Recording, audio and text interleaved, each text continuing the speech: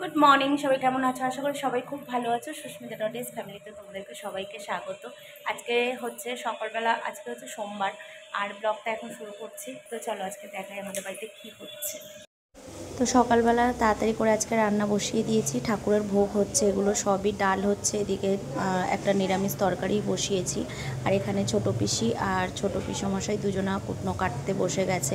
তো আজকের গুরুদেব আসবেন, আর কটা দু একটা হয়তো বৈষ্ণবের সেবা দেওয়ার জন্য আমরা একটু আয়োজন করেছি।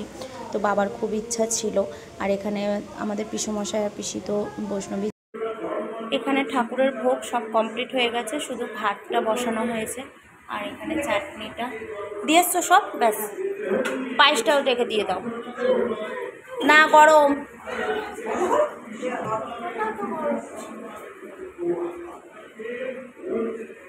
আকাশগুলো করবে শুধু, ফেলে যদি দিয়েছে গোপিসি ঠিক করে ধর মামা। হ্যাঁ, বউ বরকে শিখিয়ে দিক। তো চলো, আমাদের এখানে ঠাকুরের ভোগ প্রায় সবই হয়ে গেছে। আর আমাদের এখানে এই এঁচোড়ের তরকারিটা হয়ে গেছে, আর শুধু পনিরটা বাকি আছে। তো সব শুধু আমাদের আলাদাভাবে এঁচোড়টার পনিরটা হচ্ছে, আর এই যে এখানে পনিরটা হবে ওখানে। তো চলো, পনির আর চাটনিটা করলে হয়ে যাবে ভাতটা। আর এদিকে ঠাকুরের সব হয়ে গেছে, শুধু বেশি বলে এঁচোড় ওখানে হবে না, ওই জন্য আলাদাভাবে আমাদের করা হয়েছে। তুমি চাটনিটা নামিয়ে নিলে ওখানে আমি চাটনি বসিয়ে দেবো, ঠিক আছে? ওইটা তো মনে বসে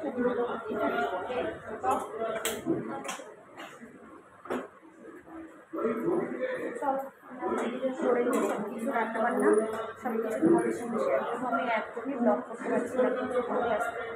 আর ওদিকে নাম হচ্ছে, সব শোনাবো তোমাদেরকে পরে, একটু আমাকে শোনাতে দাও। তো চলো।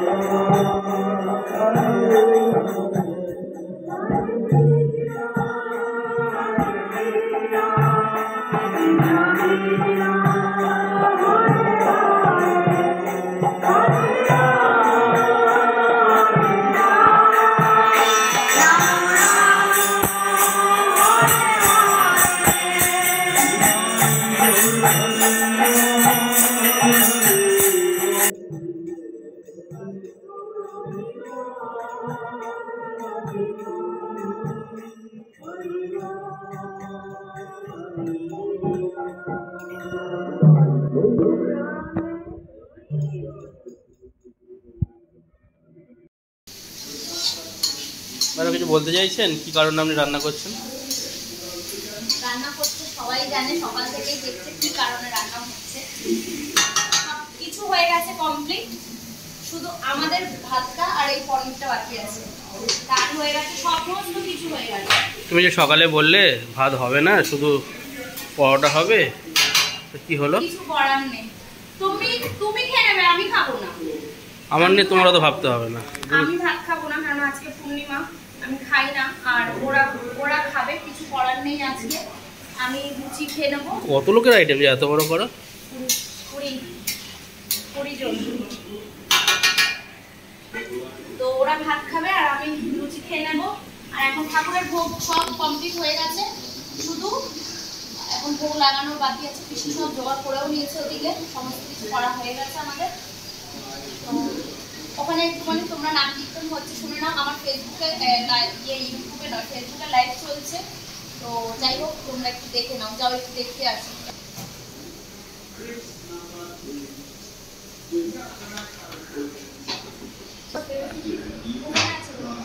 কোনো মহান ভয়ঙ্কর ভক্ত যেখানে পা দেবে চলে যাবে, ওখান থেকে একটু আঞ্চলটা বা উত্তরীয়টা একটু বসে নিয়ে পিঠে দিয়ে রাখুন। ওটা যার কল্যাণ করতে চান তার মাথায় ওটা তুলে দিন, দিয়ে তার মাথায় বসে তারপরে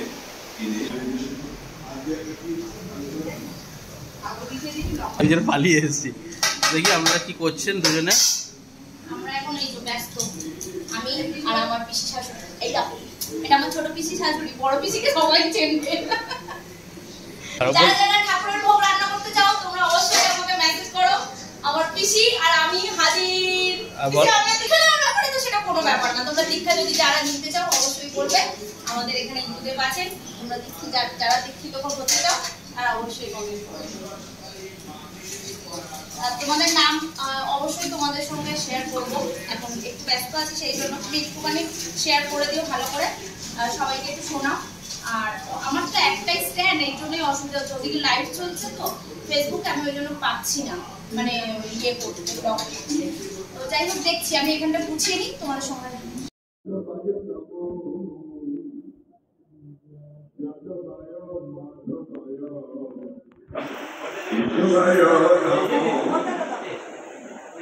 হরি হরায় নমো কৃষ্ণ যাদবায় নমো যাদবায় মাধবায় কৃষ্ণবায় নমো নমো কৃষ্ণ যাদবায় নমো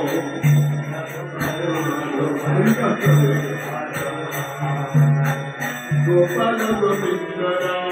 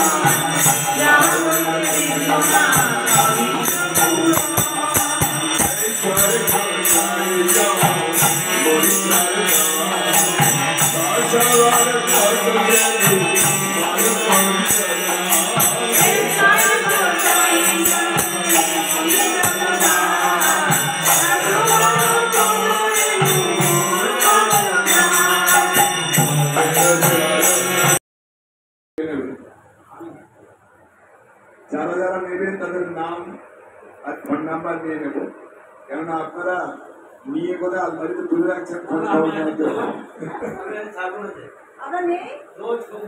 কি মুশকিল। আর আমার ফোন নাম্বারটা নিয়ে রাখুন, সুবিধা অসুবিধা হলে ফোন করবেন।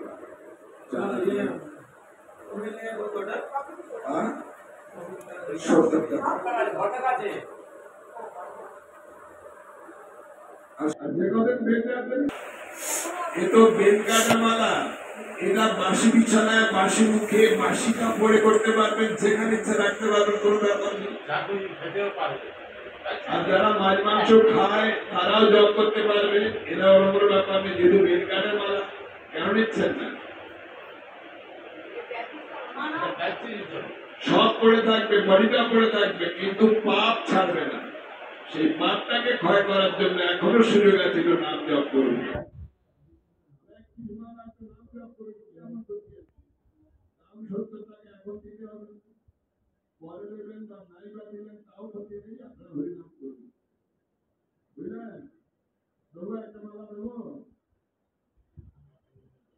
দুমালা করে নাম জপ করতে পারবেন না, খেতে পারেন তো, নাম জপ করতে পারবেন না।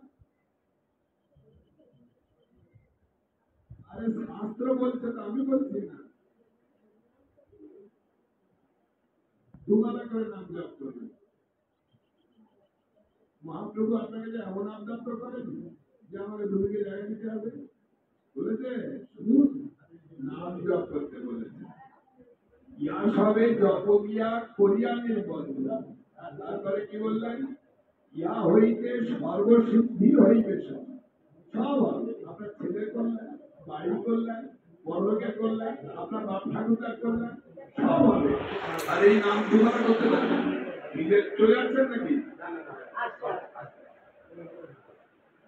দেখুন, যার কপালে আছে পারবে, আর কপালে যদি না থাকে আর কি, আমি এত ধরে বলছি। যাই হোক, যে বিষয় বলছিলাম, মরার পরে ভজন করতে পারবেন, এরকম কৌশল আছে আমার কাছে, বলবো?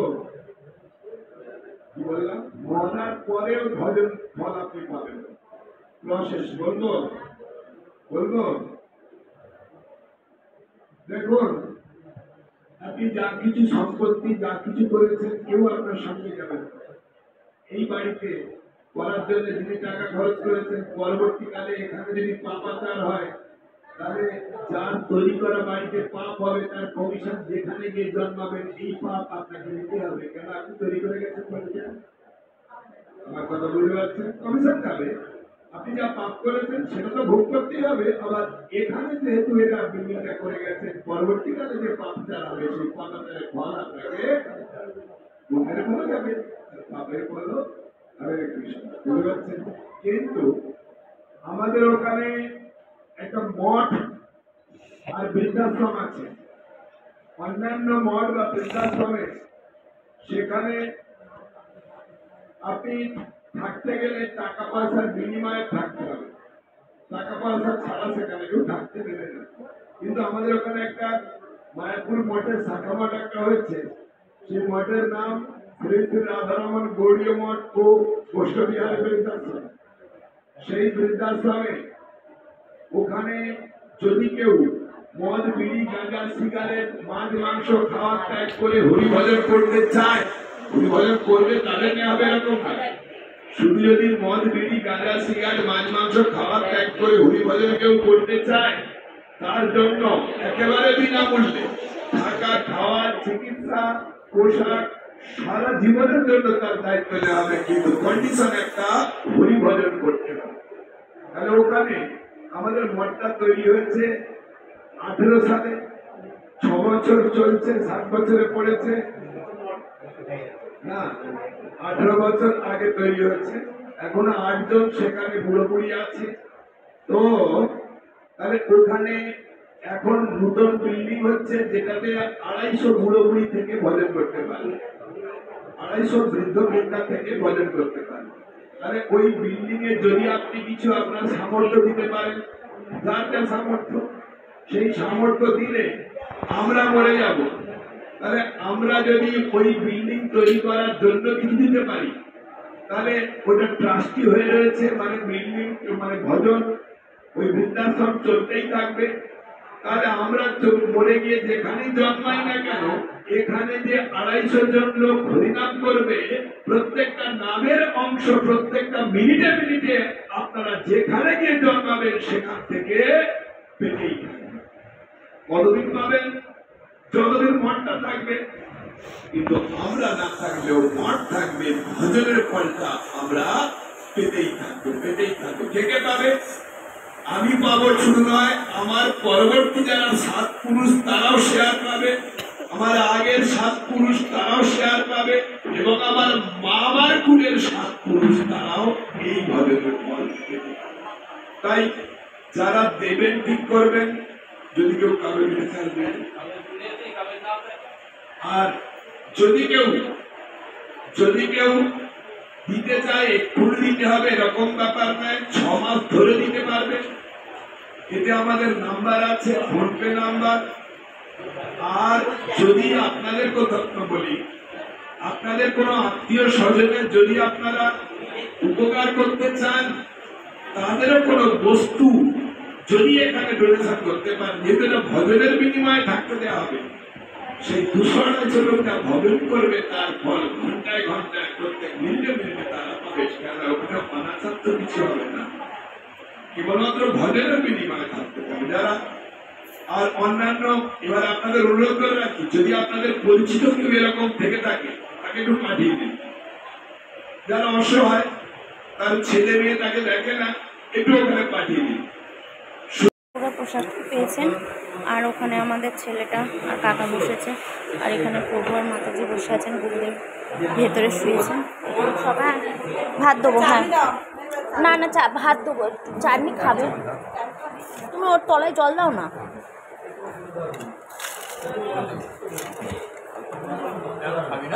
হ্যাঁ খাবে। এই বড়দা কি বলছে? তুই এখানে, এখানে বসু। এখানে সব পার্টির খাওয়া হয়ে গেছে। মিতালি মা একা গেলা ক্লিন করে নিয়েছি টেবিলটা, রান্নাবান্না খাওয়া তো কমপ্লিট হয়ে গেছে, এখন বাজে 5:30। তো এই জন্য সব খাওয়া দাওয়া হয়ে গেছে সবারই। আর আমরা সবাই এই আধা ঘন্টা হয়েছে আমরা খেলতেছি। আর এখানে এই যে সব এইগুলো বেশি হয়েছে, সেগুলো সব এক জায়গায় করে রাখা হয়েছে, রাত্রেবেলা হয়ে যাবে। আর একটু ঠিক ভাত টাত করলে কমপ্লিট হয়ে যাবে। আর এখন শুধু ঠাকুরের বাসনগুলো মেজে আমি এদিকে সরিয়ে নেব, তারপরে দিদি এসে বাদবাকি বাসন মাজবে, এগুলো সব পরিষ্কার করবে। তো কিছুটা আমি পরিষ্কার করে রাখছি, কেননা এরকমভাবে তো রাখতে পারছি না, শরীরটা ঠাকুরের জায়গাটা পরিষ্কার করে দিয়েছে। তো চলো এখন আগে এগুলো সব পরিষ্কার করি, তারপরে এখন দেখা যাক কতদূর কী করতে পারি।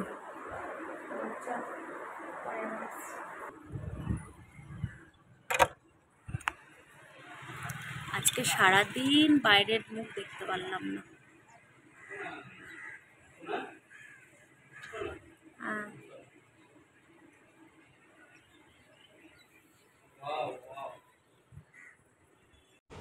আজকে বুদ্ধ পূর্ণিমায় আমাদের বাড়িতে সকাল থেকেই খুব ভালো একটা পরিবেশ, আর আমরা খুব ভালোভাবে পুজো, গীতা পাঠ সব কিছু করলাম। বেশ ভালোই লাগলো। তোমাদের এই ভিডিওটা কেমন লাগলো অবশ্যই তোমরা কিন্তু কমেন্ট বক্সে জানিও। তাহলে চলো আজকের মতন টাটা, সবাইকে শুভ সন্ধ্যা জানিয়ে সবাই সাথে ব্লগটা এখানেই শেষ করছি। ভিডিওটা যদি একটুও ভালো লেগে থাকে অবশ্যই কিন্তু লাইক করে দিও, রাধে রাধে লিখো। তো চলো আজকের মতন টাটা, সবাই ভালো থাকবে, সুস্থ থাকবে। ভিডিওটা ভালো লাগলে অবশ্যই লাইক করে দেবে। আর এখন এই যে কাজকর্মগুলো করে গুছিয়ে নিই, পরে তোমাদের সঙ্গে আবারও দেখা হচ্ছে নতুন ভিডিওতে। টাটা।